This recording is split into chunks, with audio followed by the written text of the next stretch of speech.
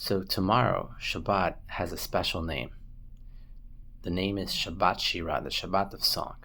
It's because when the Jewish people left Egypt and crossed the Red Sea, after the splitting of the sea, when they saw the Egyptians drowning inside, they gave thanks to God and sang the famous Az Yashir. And the men followed Moses in song, and the women followed his older sister Miriam in song. And when we read the Torah portion tomorrow that shares this amazing story, you'll see a little difference. The men just sang with their mouths. They got up, they started singing, they followed Moses, and that was it. But the women, not only they started singing, but they started dancing and they brought out the musical instruments.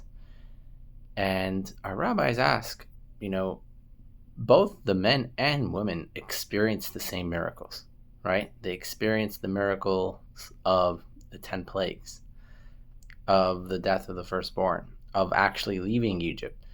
And they both just experienced the same miracle of the splitting of the sea. So why did the men just sing with their mouths and the women actually, put in some more effort into the singing and bring out the musical instruments and start dancing?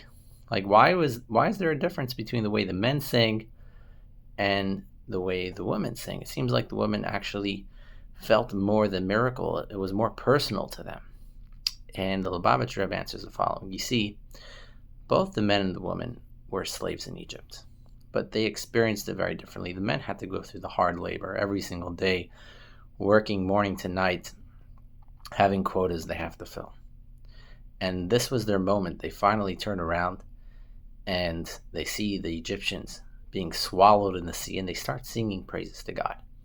But you see, the women, they experience the slavery in Egypt a little differently. For them, the slavery in Egypt was that their men wasn't home with them. Their man wasn't with them. Their husband was away all day, if not all week. And their sons were killed, being thrown in the Nile. All the baby boys were thrown in the Nile. And the girls, Pharaoh had a plan for the girls too.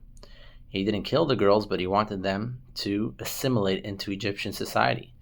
And for them, the slavery was not only seeing the burden on their husband, it was also the mental slavery of not being with their husbands, and seeing their children being killed and their daughters being taken away and assimilated.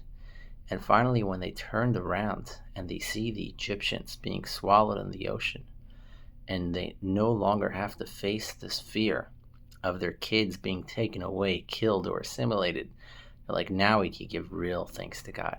And they bring out the musical instruments and they sing and they pour their heart out to God in thanks, thanking Hashem for this great miracle, splitting of the sea and taking them out of Egypt.